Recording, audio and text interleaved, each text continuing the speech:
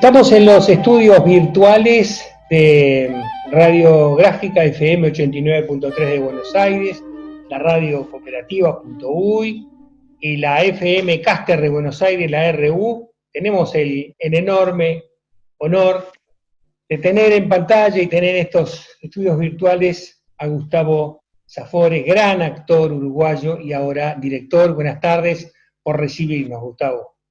Buenas tardes, un placer, un gustazo de verdad. Muchas gracias por la invitación.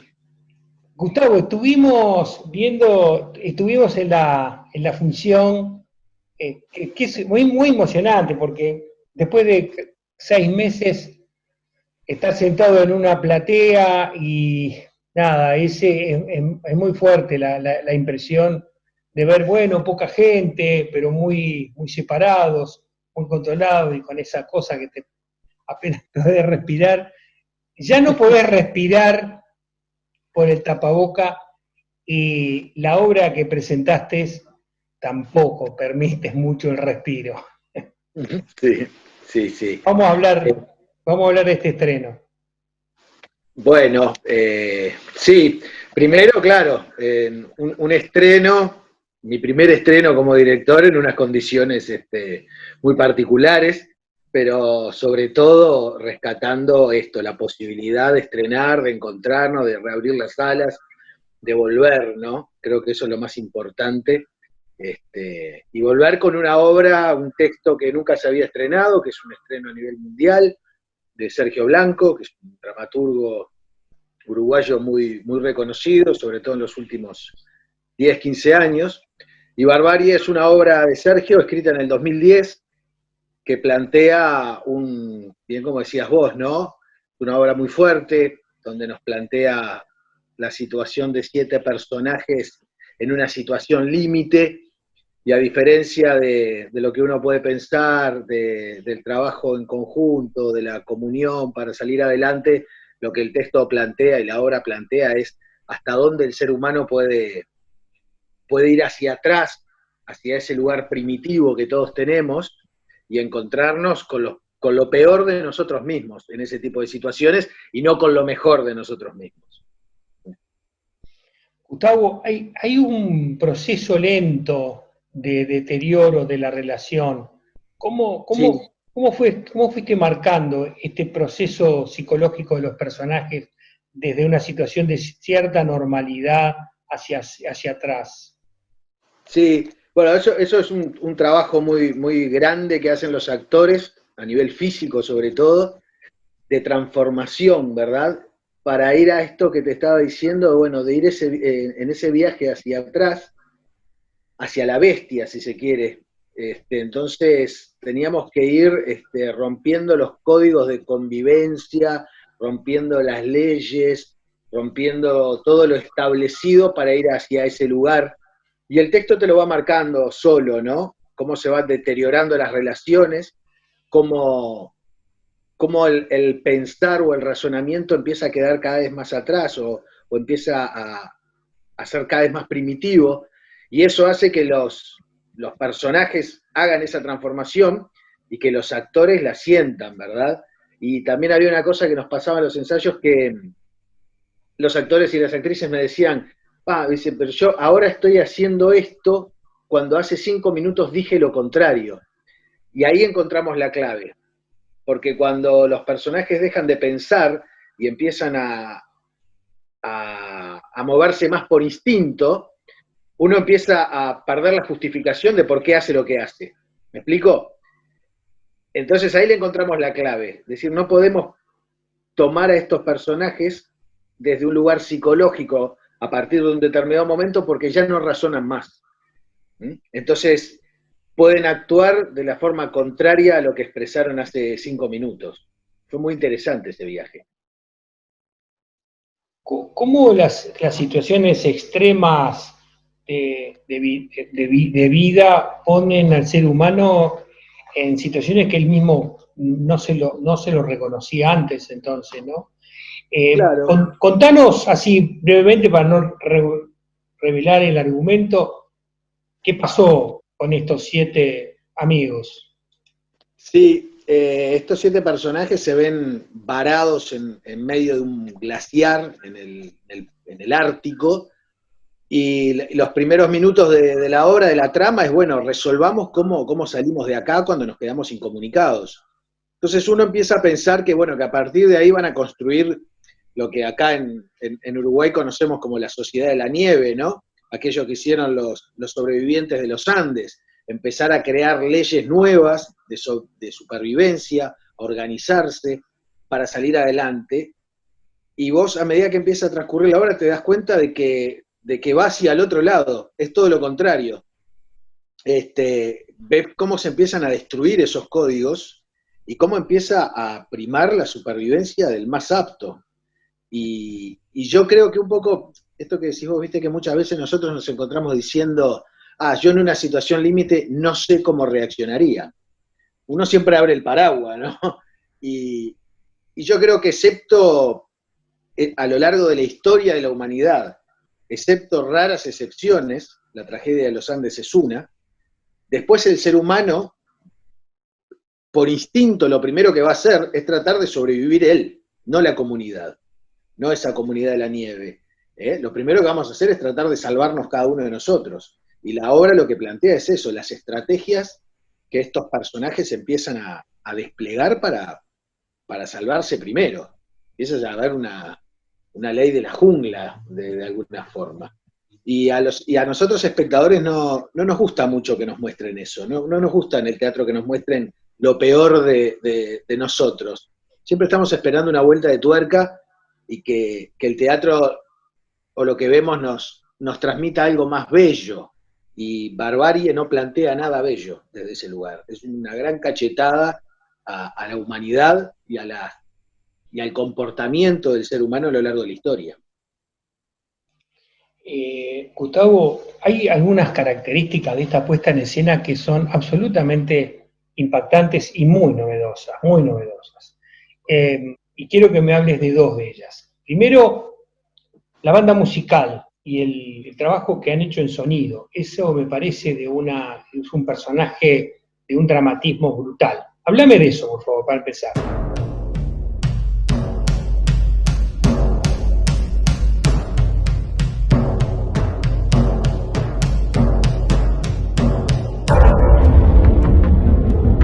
Ese es un trabajo que realiza Tato Castro, Fernando Castro, que es nuestro sonidista. Yo vengo trabajando como actor con él ya en varios espectáculos, y Tato lentamente lo que ha hecho en el medio teatral uruguayo es cambiar esa idea que tenemos de banda sonora o de la música de una obra, y él lo que compone es un paisaje sonoro a lo largo de toda la puesta, ¿no? Ya no solo es una cuestión musical, sino que es una ambientación sonora. Entonces, a lo largo de toda la puesta vos estás escuchando todo el tiempo sonidos que te remiten a ese lugar físico donde se encuentran los personajes, ¿no? La rotura de las placas de hielo, el viento todo el tiempo, los lobos que están más cerca, más lejos, que aúllan, bueno, en fin, los arponazos, todo lo que sucede dentro del barco que no se ve en escena.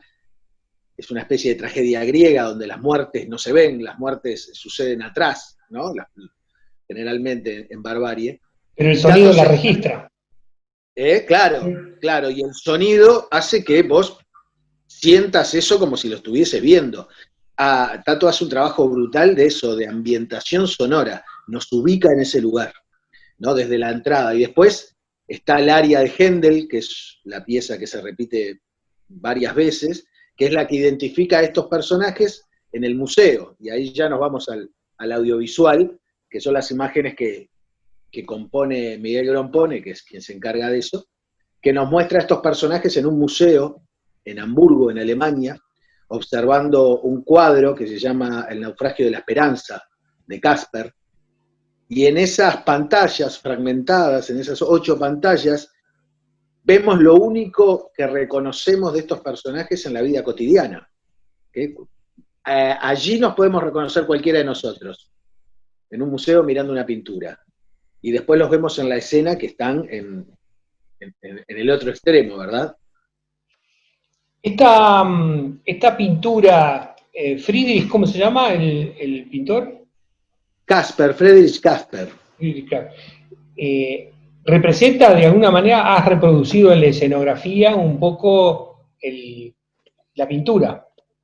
Claro, sí, un poco el equipo de escenografía quiso transmitir esas placas de hielo levantándose desde el piso que, que transmite la pintura, ¿no? La pintura para quienes no la conocen, muestra un paisaje desolador, ¿verdad? De ruptura, y el texto también habla mucho de esto, de un paisaje roto, de que todo está completamente roto, ¿no? Dicen los personajes cuando reconocen ese lugar. Y la pintura lo que transmite es eso, es un paisaje que está roto. Me gustaría, Gustavo, estamos con un público mayoritariamente en la Argentina, y me gustaría que le pudieras contar al público argentino algo de estos nuevos dramaturgos uruguayos con los cuales tú has venido trabajando muy cercanamente, con Perkovich, con Calderón con Con Sergio. y con Sergio Blanco. ¿Qué conforman estos dramaturgos y vos que has sido actor de todos ellos, ¿no? Has sido protagonista de casi todas sus obras? Contanos un poco de qué se trata esta nueva dramaturgia uruguaya. Sí, esta nueva dramaturgia es una camada que, bueno, bien como en Uruguay, viste que hasta que no llegás a los 50 seguís siendo joven, ¿no? Hasta los 50 sos una joven promesa acá. Entonces, por ejemplo, Sergio Blanco tiene 47 años. Él se fue de Uruguay con 20 años a Francia, se radicó en Francia y empezó a escribir y a trabajar allá. Volvió en el 2013 y recién allí, acá dirigió un espectáculo, ¿no? Si bien se le habían estrenado piezas, Sergio Blanco desde hace unos años se embarcó en lo que se llama, en un género que se llama la autoficción, que es un género que no tiene nada que ver con este de barbarie, que es donde se mezclan datos de la vida real y de la ficción. Quizás allá en Buenos Aires lo puedan reconocer porque él estrenó en Timbre 4 una obra que se llamaba Tebas Land, que fue una obra que se estrenó primero acá en Uruguay, y después se estrenó en todas partes del mundo. Tebas Land ha pasado a ser un fenómeno a nivel mundial. Es una pieza que recibió premios en Londres como mejor dramaturgia, se ha estrenado, ya te digo, en toda América, en Europa, en Asia, en Japón se ha estrenado. Entonces, Sergio de alguna manera ha refrescado la dramaturgia de estos lares con este género de la autoficción. Mientras que Gabriel Calderón, que es mucho más joven, Gabriel tiene 34, 35 años, no recuerdo, o menos. Gabriel Calderón es un tipo que a principios de los 2000 irrumpió en la escena montevideana con apenas 20 años, con una obra que se llamaba La Muñequita, que fue una revolución. ¿Viste? Cuando en el ambiente teatral cada 10, 15 años aparece alguien que te mueve las estructuras, por diferentes razones. Bueno, Gabriel fue uno de ellos. Tenía apenas 20 años y dirigía y escribía obras que llenaban los teatros en trasnoche, que acercó a todo un público joven que estaba muy alejado del teatro. Entonces son dos nombres que de diferente manera han revolucionado y sobre todo le han dado visibilidad al teatro uruguayo en el exterior, cosa que también se hizo de la mano de los últimos gobiernos progresistas, que se ha puesto mucho el acento en que el teatro uruguayo salga y se muestre en el exterior. Y vos fuiste protagonista, contanos de cuáles de esas obras. Y bueno, de Tebas Land, que es esta obra que te digo que se ha transformado en una obra a nivel mundial. Yo la estrenamos en el 2013 acá en Montevideo, en el Teatro Solís, y fuimos los que a través de un trabajo de laboratorio, junto con Sergio y Bruno Pereira, que era el otro actor, le dimos forma a ese texto. De hecho, el libro de Sergio, que está editado en muchos países, es muy generoso. Sergio nos dedica el libro en todas las ediciones a Gustavo y Bruno, que fueron los que le pusieron carne al texto, y eso nos abrió a nosotros también muchísimas puertas a nivel actoral. Después también yo hago el alter ego de Sergio Blanco, La autoficción lo que es un género donde el protagonista es el dramaturgo y se pone en escena, lo único que no es él, sino que hay un actor que hace del dramaturgo. Es bastante complejo de explicar. Y por eso, de alguna manera, decimos que yo soy el alter ego de Sergio en Tevasline, en el Bramido de Düsseldorf, es otra obra que también estuvimos el año pasado allá en el San Martín, haciendo un ciclo enorme de funciones, precioso. Cuando pase sobre mi tumba es otra autoficción de él, que también actuamos. Y de Gabriel también tenemos muchos espectáculos trabajando juntos, una pentalogía que ya de Or, Us, If, bueno, que venimos trabajando hace ya casi 15 años. Yo te vi en algo de Ricardo. Bueno, también es de Gabriel, por ejemplo. Claro, algo de Ricardo, que es un texto de Calderón, que también lo dirigió Mariana Perkovich. Perkovich es más directora que dramaturga. Yo trabajé muchos años con ella también, y ahí generamos un tridente espectacular, de Mariana dirigiendo, Gabriel escribiendo y yo actuando, que es una versión de Ricardo III, de Shakespeare, pero llevado a un unipersonal, que también en Buenos Aires, si yo mal no recuerdo, lo estrenaron el año pasado.